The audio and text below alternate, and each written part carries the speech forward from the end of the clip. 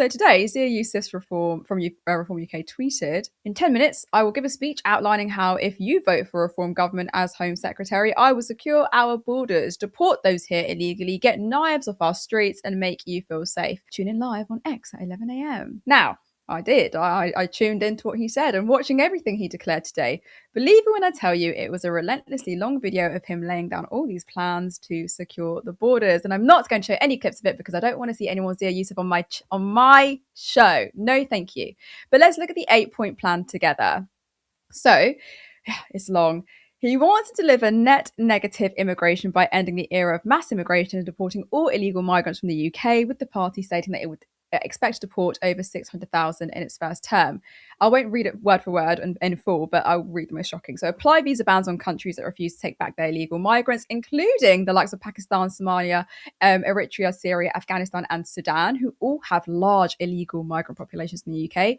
Deliver Operation Restoring Justice by leaving the European Convention of Human Rights immediately, derogating from every international treaty that has been used to frustrate the deportation of those who have no right to be here, immediately commencing the rapid construction of a secure detention capacity for 24,000 illegal migrants, and establishing UK Deportation Command to identify, detain, and deport illegal migrants. Deploy stop and search to get knives off our streets by changing the law to allow Section 60 of the Criminal Justice and Public Order Act of 94, which allows certain things to happen. So you can have a read of that. Protect Britain's Christian heritage by preventing churches being turned into places of worship of other faiths. But when they say other faiths, by the way, we all know what they're alluding to. By automatically listing historic churches, preventing alterations affecting their historic character, requiring their upkeep, and restricting change of use. Reform UK would also create a new planning use class for churches to prevent them being converted into places of worship from other religions, aka you know what. Introduce the quote-unquote Polanski law to make aiding and abetting illegal entry into the UK a criminal offence regardless of intent. This will close the loophole in the current law by making it a strict liability offence for people to perform any act that assists or encourages illegal entry, punishable by up to 2 years imprisonment. This will stop the Green Party endorsed charity industrial complex from facilitating large-scale illegal entry under the guise of humanitarian or charitable action. The legislation will not impede lifeboats saving those in genuine distress at sea.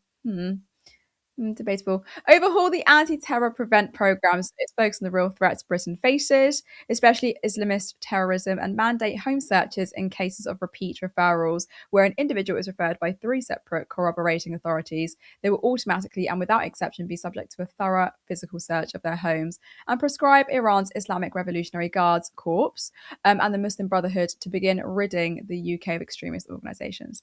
It's giving disgruntled, but also, why is this man so bizarre? Like, can you not come up with anything like original? It does feel, and maybe this is just me, but it sounds very Trump-esque. Like, does this not remind you of when Trump did that Muslim ban, you know, where he was like, I don't want people from those countries to come? There's so much to unpack, but the Polanski law, really? It feels so childish. Tell me you find Zack a threat without telling me you find Zack a threat.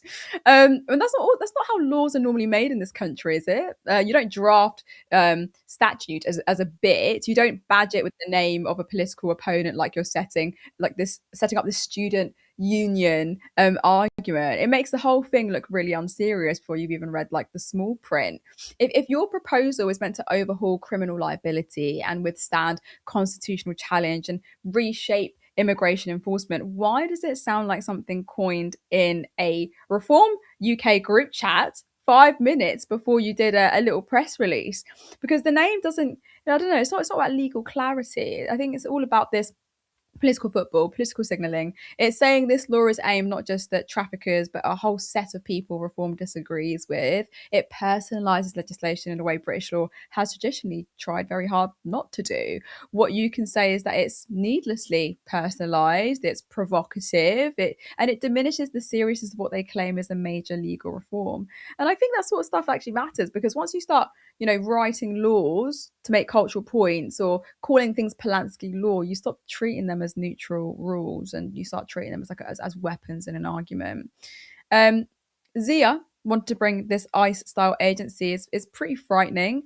They want to end leave to remain. And I think that's a boring talking point. They've said it before. They've been barking up that tree for quite a while. And I think that's where people need to stop and really think about what is being proposed here. Because when you start drifting towards an ICE style model of enforcement, I don't think it's just about getting tough on immigration. You are literally trying to change like the DNA of a state, essentially. Like this American system they're implicitly gesturing to and gesturing toward is not simply about border control. It's about building this internal enforcement bureaucracy whose job is to locate, detain, process, and remove people at scale and have it be an incredibly racialized agenda. So that means huge databases, surveillance partnerships, detention centers, contractors, people getting you off the street whilst they're masked, like their entire careers built around enforcement targets. And once you allow that machine to exist, it doesn't just switch off. It's just it stays there. It has these budgets, it has metrics, and it has this institutional momentum. It will form the fabrics of Britain if we allow that to happen. So I don't know. I don't think we can't be taking that lightly. But this obsession with people on indefinite leave to remain, I'm finding to be so fucking tiring. The stats are obviously so skewed when Reform tried to fearmonger around the existence of those on ILR. So let's just debunk a few things really quickly. You've got here on the government website, it states that last year around 864 grants of British citizenship were given.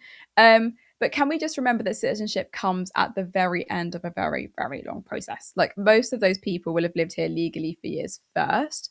They've already worked here, paid tax here, raised families here, and gone through earlier stages like visas and settlement before they can even apply to become British. But why has this number gone up?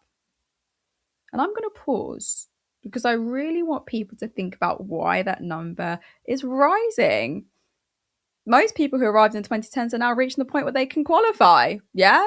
Think of it like a queue that's moving forward. Yeah. You're in the line at Tesco and you just finally getting to the front so you can check out. All I'm getting from this is that Reform are also trying to go for people settling after years in Britain rather than about new people arriving.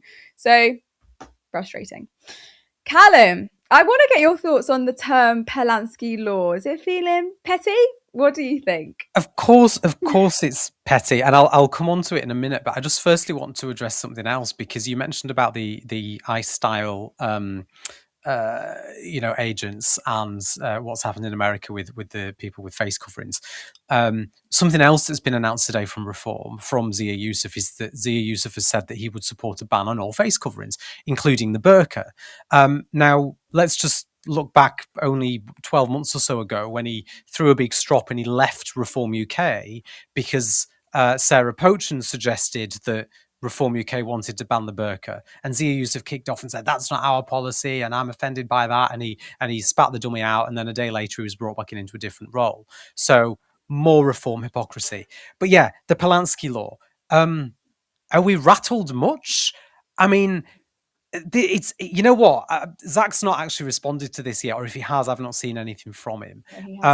But just looking at what it actually says, let's just read the context of it again. This is just from the graphic that we had before.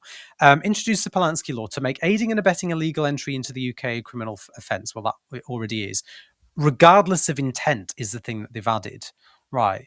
And the loophole that they're wanting to close, and the regardless of intent that they're referring to, is people claiming asylum.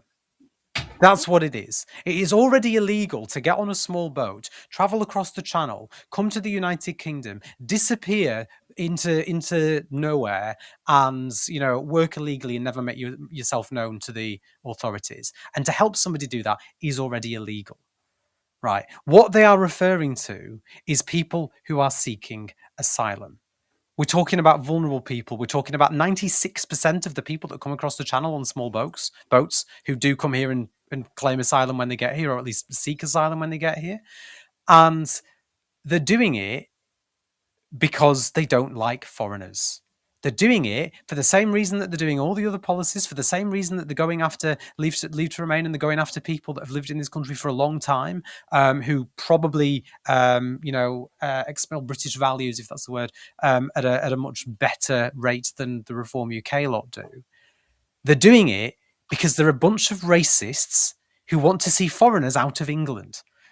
And they're also doing it now because Rupert Lowe's just announced Restore Britain as a political party, and has also announced that him and Advance UK are going to sort of come together into sort of one movement, and they are shitting themselves because all the really far right neo Nazis, like the type that were marching on the street in Manchester the other day for Britain First, those people are saying, oh, fuck reform, we're not going to vote for them because they're too soft. So we're going to go for the real neo-Nazi party, something that Rupert Lowe took offence to, and I think it was Leila Cunningham called them neo-Nazis. As I pointed out on Twitter, if you don't want to be called a neo-Nazi, don't behave like one. So all these people are now flocking across to Advance UK and Restore Britain, and they're leaving Reform behind. And Reform are realising very quickly that they can't win without the support of all the neo-Nazis. They can't win without the support of the people that go out and follow Tommy Robinson. And they're having to clamp down harder to the point where Zia Yusuf is willing to throw away any principles that he had 12 months ago over the burqa ban and say, yeah, I'll do that as well. Oh, and by the way, because the Green Party is such a big threat, and because Hannah Spencer's about to beat the Reform candidate in Gorton and Denton, and they're all wetting themselves about it because they're really pissed off about it, because heaven forbid hope wins over hate, the response is, oh yeah, we're not only are we gonna be really cruel, and we're gonna make it illegal for people to seek asylum in this country, which is what this Polanski law is gonna do, but we're gonna name it after one of the only politicians in this country, certainly one of the only political party leaders in this country, who actually has the humanity and the compassion to actually care, and who actually wants to help people who are fleeing wars, who might be the victims of horrific sexual violence and assault, who might have been trafficked for work, or for to traffic drugs, or for sexual exploitation. The one political person, the one politician in this country who is leading a political party who actually gives a shit and wants to help vulnerable people. Yeah, the law that we're going to introduce to make sure that we don't help vulnerable people, we're going to name it after that guy. It's performative cruelty. That's what it is.